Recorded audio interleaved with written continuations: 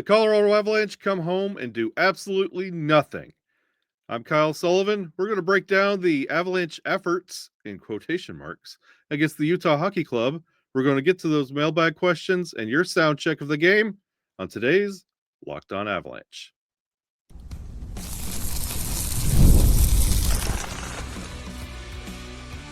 Your Locked On Avalanche, your daily podcast on the Colorado Avalanche. Part of the Locked On Podcast Network. Your team every day. Welcome to the latest edition of Locked On Avalanche. I'm your host, Kyle Sullivan.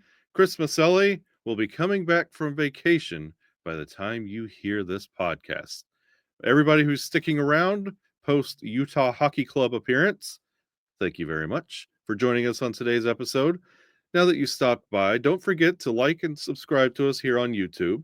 Don't forget to follow us on our socials, Locked On Avalanche on Twitter X, Locked On Avalanche on Instagram, Threads, and Blue Sky.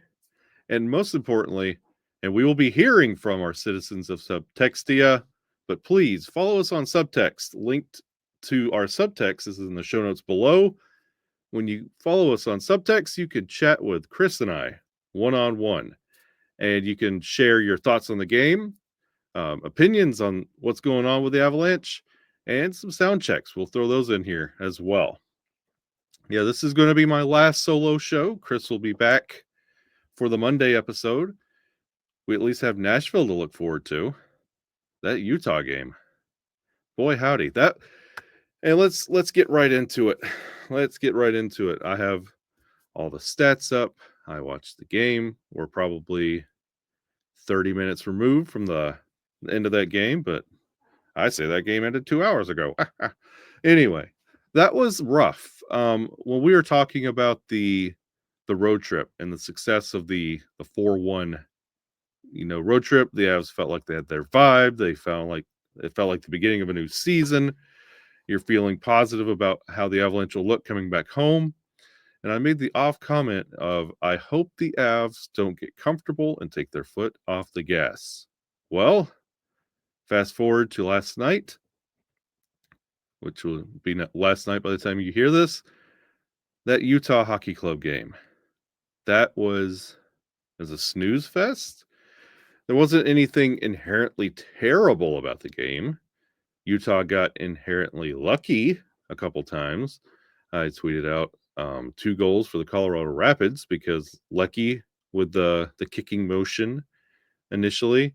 And there was another kicking type goal that led for goal number 2. And I'm not going to put those. Let's go ahead and have the conversation now. We're all friends here. The Wedgewood conversation. I saw some people going off on, oh, here we go again, yada, yada, yada. Didn't help that pre-game they were running the Mackenzie Blackwood parade, that he has shown up and he was on the bench and didn't make things feel any better. You're anticipating Mackenzie Blackwood, which I probably would anticipate him being in the net on Saturday. With those goals that I don't fault Scott on goals 1 and 2, those were fluky.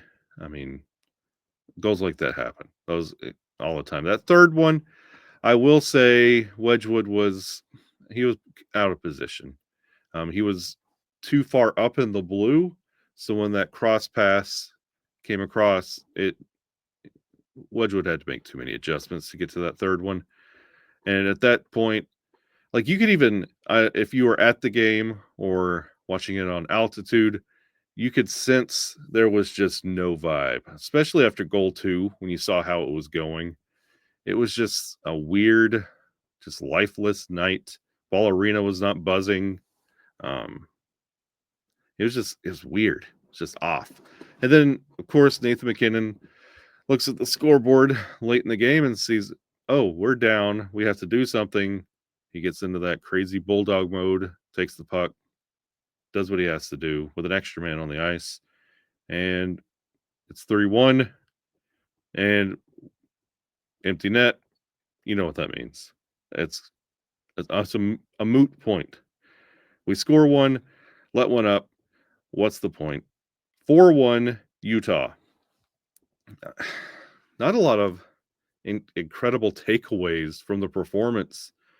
It does set the stage for, and it's a loaded stage because this is a conversation. I'm sure we're going to address it once we get into the conversation in the mailbag in the second segment.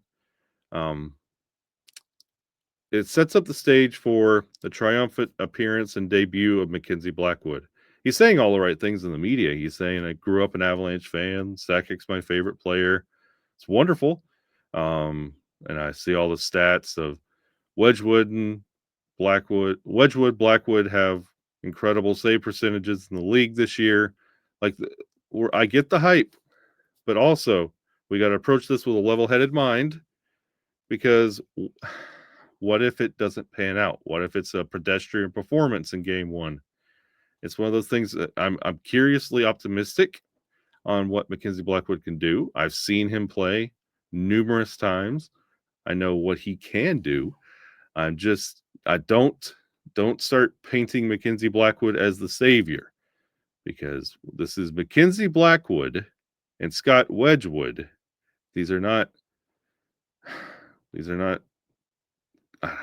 they're not NHL starter qualities yet. Wedgewood he's a great backup, and Mackenzie Blackwood has the potential of being a starter. He has not seized that role yet, especially not with the Avalanche. He hasn't played a game yet. So let's not this thing that the Avalanche fans do when things go south is look to the next injury or return, saying, well, once we get this back, things will be okay. Let's not get into that habit. I'm going to help you. Help me help you. Help me help you. Let's just wash this game away. Really nothing crazy changed in the standings. I'll go ahead and list it off right now. Winnipeg did jump back up to number 1 in the Central. They have 43 points. Minnesota is sitting in second with 42. And Dallas and Colorado are tied at 34, respectively at 3 and 4. And then right behind them, 4 points behind, is the St. Louis Blues. So that's your central picture right now coming out of the Utah game. Utah is right behind St. Louis. They have 29 points. So Colorado, they have 5 points on Utah. Not a lot of shaking and moving. It's a divisional matchup. You got to see the old Rockies jerseys.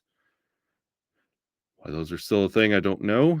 I don't know why it stood out to me tonight, but the Fanatics version of the alternates look really clean.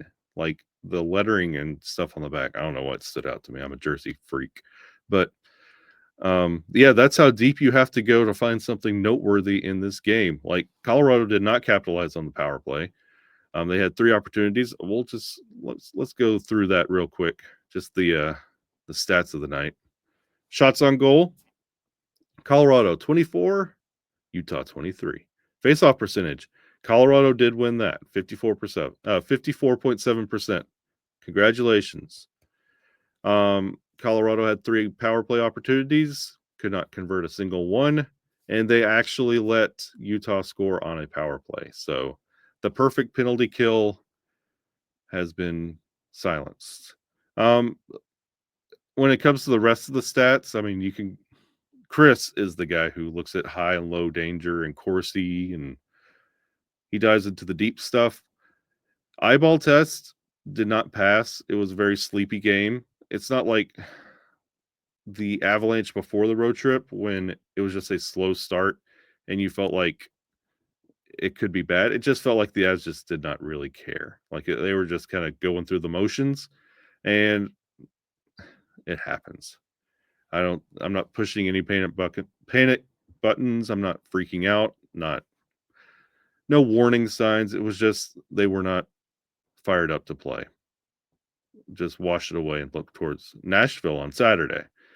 But all in all, Utah looked. I mean, this is what Utah does. All the way back to the Arizona days, they always are a problem for the Avalanche. Except October 24th. The last time Avalanche and Utah played, and Avalanche came on top 5-1. So just wasn't their night. Yeah, I mean, you can nitpick plays all day long. The entire team just was not fired up to put this one away. So let's see if we get a different output and energy level on Saturday.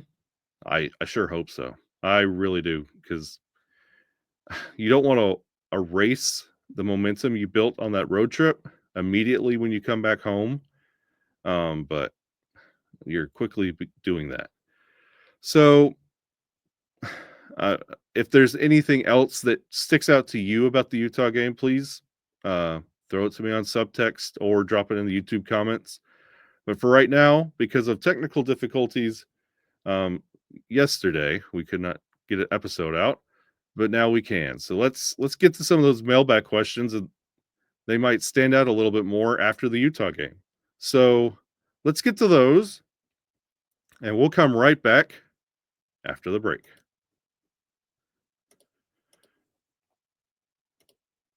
Today's episode is brought to you by Prize Picks.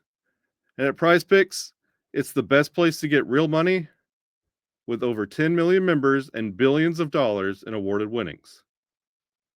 Run your game all season long with Prize Picks, America's daily #1 fantasy sports app. Make your holidays bigger and brighter with Prize Picks, the best place to get real money action while watching your favorite sports. You can now win up to 1,000 times your money on Prize Picks. Join now and make this holiday season with Prize Picks. And they are giving away 2 free picks in the month of December, which we are currently in. And they're giving away $30+ million in rewards during Picksmas. So go to prizepicks.com or download the app. Use promo code LOCKEDONNHL and get $50 instantly after you play your first $5 lineup. Remember, that is, download the app, use promo code LOCKEDONNHL to get $50 instantly when you play your first $5 lineup. Prize Picks. Run your game. We are also brought to you by FanDuel. Get ready to take on the NFL action with FanDuel, America's #1 sportsbook. Because right now, new customers can bet $5 and get $150 in bonus bets if you win.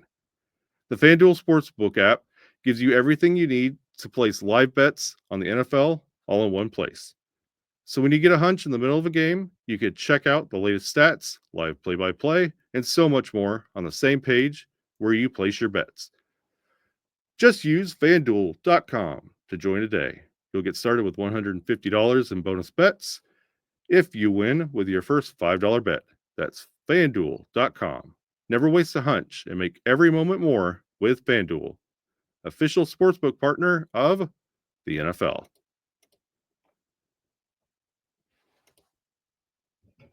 All right. We're going to jump over to Subtext and get to just check in on everybody. Get some of the questions from over there. I have some from Instagram, and let's get into some questions. Let's find something to get our mind off of that terrible game that was against Utah as I take a sip of this.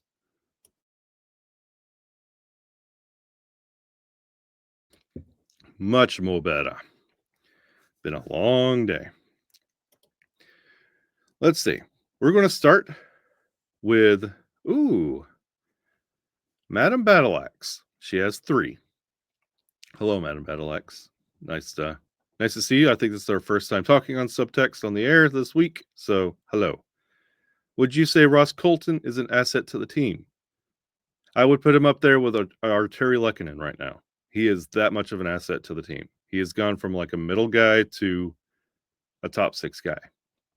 So yes, he is an absolute asset to the team.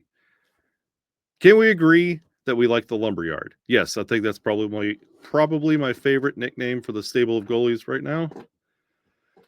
Let's see. And question number 3, what is your favorite adult holiday beverage? Well, I'll take the fun out of this. I don't enjoy adult drinks anymore. I'm a water, coffee, and energy drink guy. I mean, I guess energy drink go with the name, but give me some tea. I'm getting to be a big tea guy. The deeper we go into the holidays, tea it is. Let's see. Heather with a question. God forbid they don't sign Mikko. Would you trade to fill his spot? I think. Oh, I don't think they even risk or run this. Mikko is their number one priority right now. They're going to work on signing this deal. If it takes all year, it takes all year, but they're going to sign this deal. If you trade Mikko Rantanen off this team, everything you saw in this Utah game, expect for the rest of the year. This team will have no emotion. No. I just can't even fathom. I understand the framing of the question. I just don't see it happening. Cody, technically, this is a 2-on-1 question, but given how Nashville season's been going, do you think there'll be sellers at the trade deadline? And if you do you think the Avs will be interested in reacquiring Ryan O'Reilly to help with their faceoff numbers? Let me get to that. Given that they're always willing to make trades at the goalie position, maybe they could find the cap space and possibly get a good deal. It might be an interesting proposition to pick O'Reilly up. Then again, I'm not a masterclass GM. It's just a thought. Or they could. I don't think they're going to get Ryan O'Reilly. I mean, it's a nice name to have, but I don't see the need for Ryan O'Reilly. And if you're going to be trading with Nashville, just go get Eustace again. Electrician Ziggy. Let's see. Toss biases aside, as well as your blue and burgundy glasses. Oh, you see right through me, Electrician Ziggy. How do you do that? Do you truly believe we keep Mikko? Or more accurately, do you think we'll be able to keep? Yes. I don't. I think I have even less worry now than I did at the beginning of the year. I feel like it's just figuring out the right number. And whatever that number is, it's going to be like I was seeing 12 to 14. I could play with that. That's fine. The cap's going up anyway. And I'll say the loud part out loud. I mean, I haven't got to the rest of the questions yet, but Gabe Landeskog hasn't come back. So that money's going to be falling off if he doesn't come back. So I don't have any worry about Mikko coming back, and whatever his contract is, he's worth it. So I'm not throwing that big of a fit over money with Mikko because he's earned every penny. Let's see. We got Zach. What is your bachelor's degree in, and what do you want to do with it?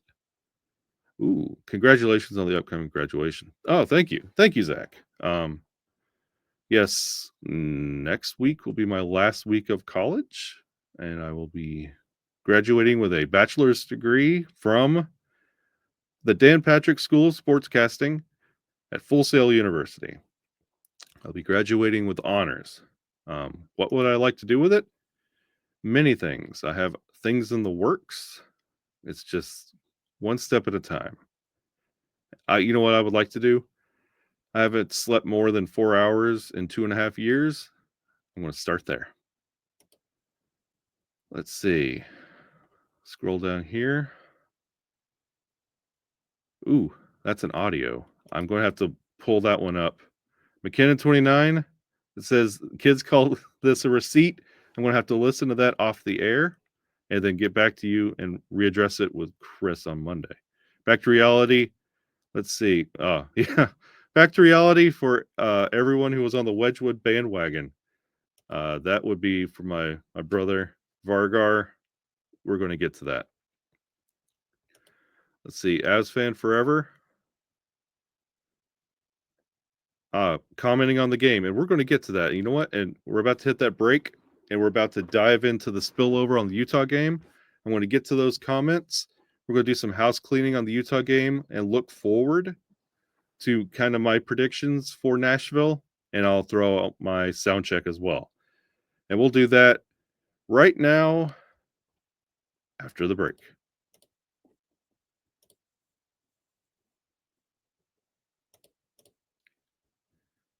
And today we are brought to you by Indeed. We're driven by the search for better. But when it comes to hiring, the best way to search for a candidate isn't to search at all. Don't search. Match with Indeed. If you need to hire, you need Indeed. Indeed is your matching and hiring platform with over 350 million global monthly visitors, according to Indeed data, and a matching engine that helps you find quality candidates fast. Ditch the busy work. Use Indeed for scheduling, screening, messaging so you can connect with candidates faster. And Indeed doesn't just help you hire faster. 93% of employees agree Indeed delivers the highest quality matches compared to other job sites, according to a recent Indeed survey. Leveraging over 140 million qualifications and preferences every day, Indeed's matching engine is constantly learning from your preferences. So the more you use Indeed, the better it gets. And listeners of the show will get a $75 sponsored job credit to get your jobs more visibility at Indeed.com/lockedon. Just go to Indeed.com/lockedon right now and support our show by saying you heard about us on this very podcast. Indeed.com/lockedon. Terms and conditions apply. Need to hire? You need Indeed. All right. Let me put that back there.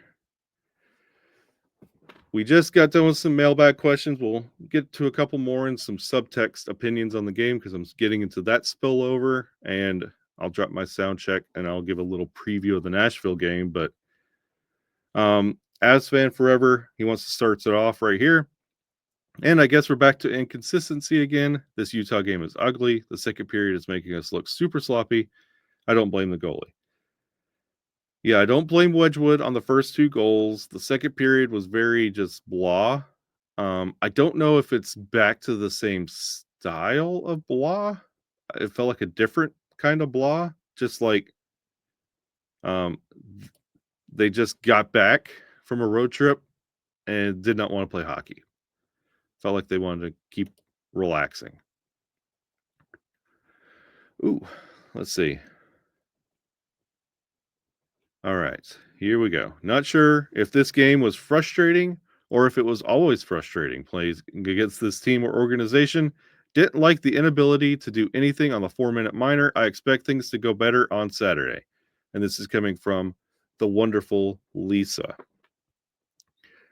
Yeah, the 4-minute, the inability to do anything on a power play is very, and especially like with the extra man. I know Nathan McKinnon, he did get that one semi, like it looked like a deflection, but it wasn't.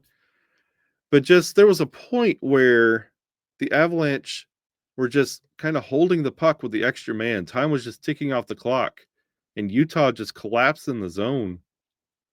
And I'm sitting there thinking, what are you waiting on opening up? What's going to happen here that you're not? It was frustrating. It was almost counterproductive. Like you backed yourself into a hole. It was a checkmate. Or growing up, if you played tic-tac-toe and you made a move where no moves could be made, it was a cat. I don't remember what they called it. It was just frustrating. I hate, like, the power play needs a jolt somewhere. There needs to be a personnel change up and down or something, but the power play is just not working. I don't know what they would do. It's going to be one of the things I'm going to be looking at Saturday for sure. How this power play could be adjusted, because it's not producing anything right now. Like when it comes to special teams, we could always point our finger at the penalty kill and how good it looked over the road trip.